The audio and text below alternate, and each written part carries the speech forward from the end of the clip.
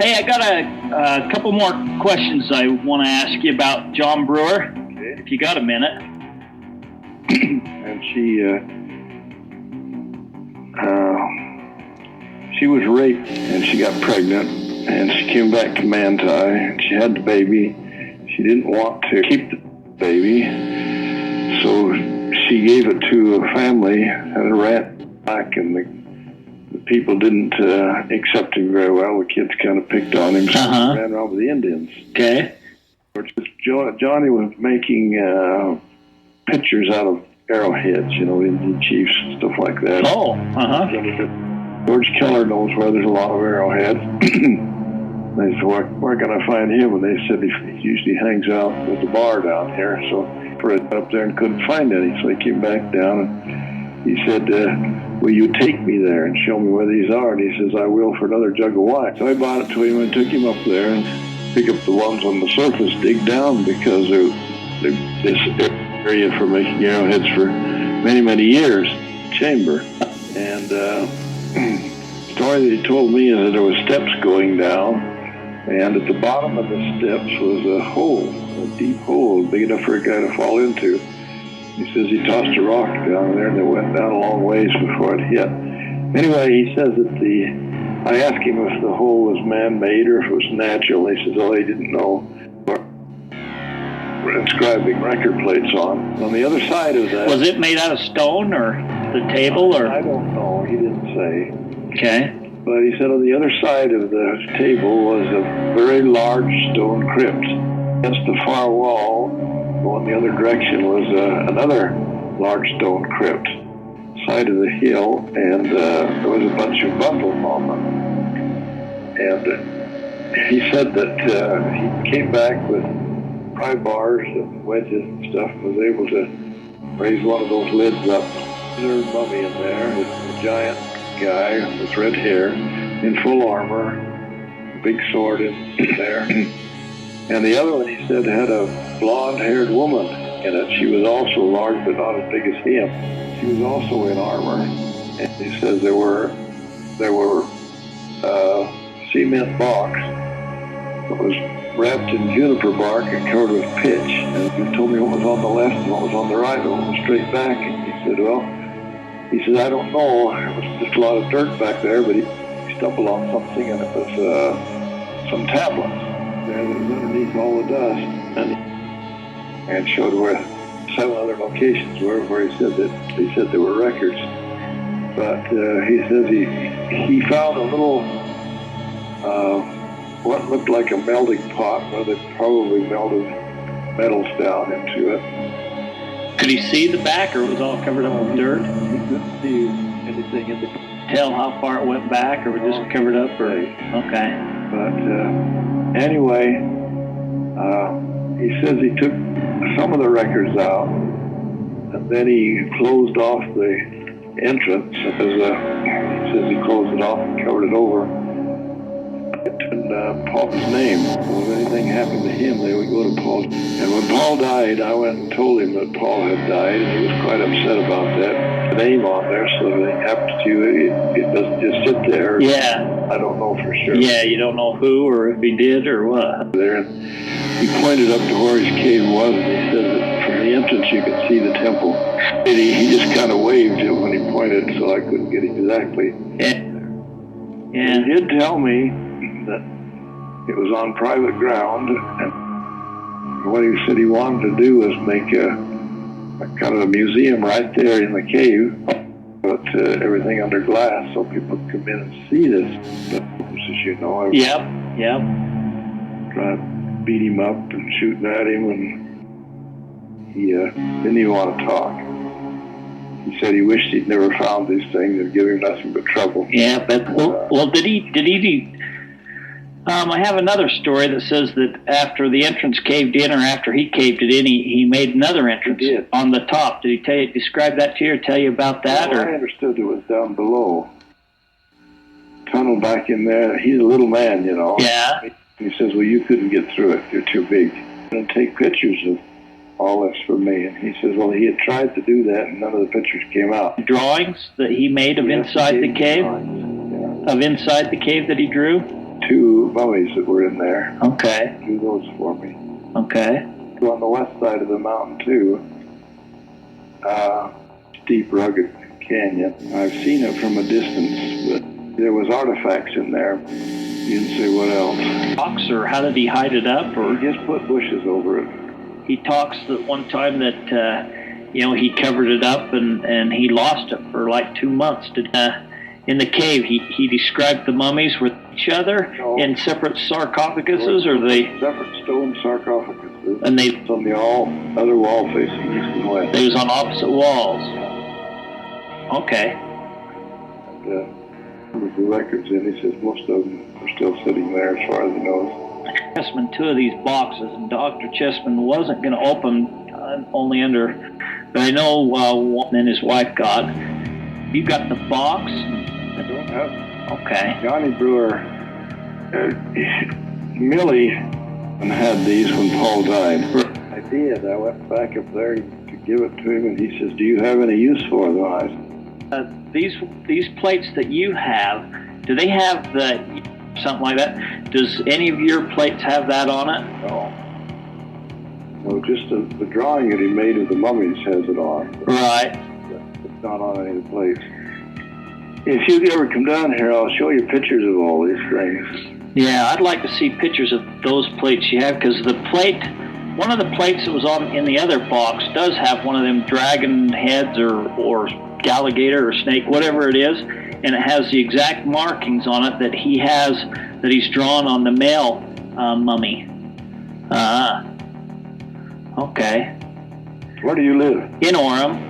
Plate though, huh? No, I don't know what happened to the box. Millie never gave me that. Or a small overhead. When his branch is yet tender and putteth forth leaves, ye know that summer is nigh. So likewise ye, when ye shall see all these things, know that it is near, even at the doors. Verily I say unto you, this generation shall not pass till all these things be fulfilled. The days of our years are 80 years and 10, and if by reason of strength they be 80 years, yet is their strength labor and sorrow, for it is soon cut off, and we fly away. And we do have a legacy, the Jewish people.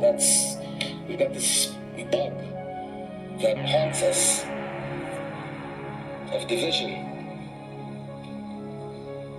We lost our first Jewish home to division between Israel and Judea. By the way, do you folks know what was the specific reason they separated? Anyone know? What was the igniter? It was taxes. Yeah. Solomon's son, Rehoboam, decided to raise taxes. Bad idea. So we lost 80% of the Jewish people. All of us are descendants only of Judea and Benjamin, right? And then we regrouped and the formed another synagogue house, of the another devil. home, another Jewish state. The first one survived 80 years. The first temple, 80 years. King David and Solomon, about 80 years. The second temple, or the second commonwealth of the Jewish people, survived as a sovereign and united country about 73 years during the Maccabees. And then again, internal strife tore us apart.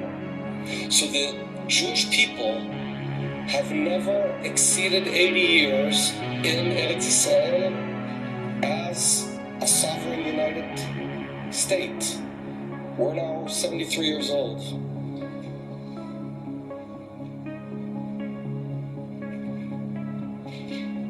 Man, this time, we're not going to let it fall apart. We're not going to let it fall apart. That's why...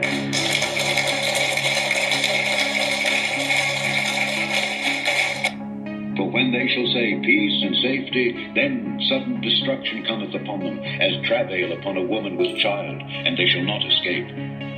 And is one of the live feeds, or a recording of the live feed of a UFO, a flying craft over La Palma, while they've been covering the eruption there.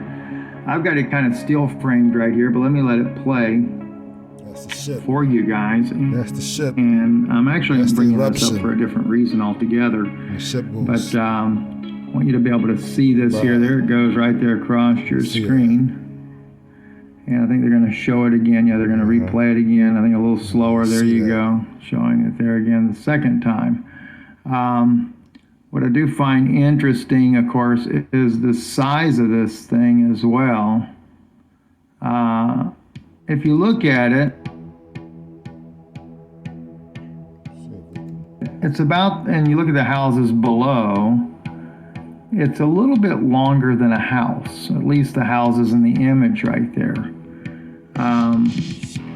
But this isn't the only issue that we've had going on. There was an asteroid, a near-Earth object that came by recently that NASA called an asteroid, that in a meeting last night, I was told it wasn't an asteroid. It was yet another spaceship that was flying by the Earth. And that spaceship was actually on a fact-finding mission, trying to discover whether or not we had figured out how to get the pyramids up and running. That sounds interesting in itself. Get the pyramids up and running. Yeah, believe it or not, when the pyramids were built and the ley lines were laid, they were like fueling stations. And the pyramid up in Alaska, we've had the Nordics working with our scientists for the last 40 years trying to figure out how to make that one actually up and running. The Nordics are almost desperate to get that pyramid up and running. And so it was a scout spaceship that went by, and they called it an asteroid. And they wanted to see where we were in the timeline to see, if we'd gotten the pyramids up and working. And another thing they were interested in was whether or not we had resurrected Nimrod. I don't know how they know all these things, or even our own people, how we know all these things, but that's what was actually going on. Got some very interesting information I'll be sharing with you over on Patreon, and a very interesting meeting we had last night. And so I'll be updating you and as well on, and those of you here on Israeli News Live on YouTube, you're not aware of this, but there have been quite a few meetings with extraterrestrials, with our government recently, and one of those extraterrestrials, he's not the one doing the meeting, but he is sent his ambassador, so to speak, to the meetings there, and because they're going to be disclosing their presence here on the earth, but he claims to be Ra, the sun god of Egypt. The devil, the another snake, fallen angel, the dragon, trying to get his glory in his heyday. But I'm going to be sharing with you guys what their plans are, what the narratives are, even the creation story that they're giving us, and how they're trying to get rid of the culpability of the crucifixion of Jesus Christ. Oh my! You're going to find this very interesting, without a doubt. Sorry, y'all. He went there. We all know Mr. J is the devil. War with Israel has already begun. Today on the newscast, Iran says its war with Israel has already begun. Today on the newscast, Iran says its war with Israel has already begun. But that the Iranian regime and its proxies have made inevitable because they continue to surround Israel with a ring of fire on all sides, with the likes of Hamas and Palestinian Islamic Jihad in Gaza, Hezbollah in southern Lebanon, the Houthis in Yemen, those Shia militias in Iraq and Syria, literally forming that ring of fire around the state of Israel and armed to the teeth with tens of thousands of rockets and missiles and a countless number of attack drones that they plan to use against the Jewish state. So clearly, the Iranian regime, and all of these proxies, by the way, operate at the behest of their Iranian master. So clearly, the Iranian regime has been pushing the region towards war, and in particular preparing for this all-out showdown with Israel. But to hear this Iranian Foreign Ministry spokesman tell it, not only is the war here, but it's all Israel's fault. Now, he went on to quote him directly. He said that, quote, Israel has severely damaged Iran's research and civilian system, meaning their nuclear program. This, again, was a very interesting admission by this top Iranian foreign ministry spokesman, acknowledging, hey, Israel has set us back. It has damaged our nuclear program. So Iran has not been very forthcoming damage to this missile factory. Now, Iran has not been very forthcoming damage to this missile factory. Now, Iran has not been very forthcoming with missiles that do exactly what their name says. They hit the target with great precision and great accuracy. Not only does Iran have a stockpile of these missiles and just a large ballistic missile program generally, but the key danger here from an Israeli perspective is that the Iranian regime is attempting to pass these PGMs off to its allies, but he also threatened Bahrain, a Muslim nation which has made peace with Israel as part of the Abraham Accords. Yesterday, Yair Lapid, Israel's foreign minister, visited Bahrain, met with the king and the crown prince. Again, an historic meeting. Iran did not like that very much, to say the least, and Khatibzadeh called this a stain that cannot be erased.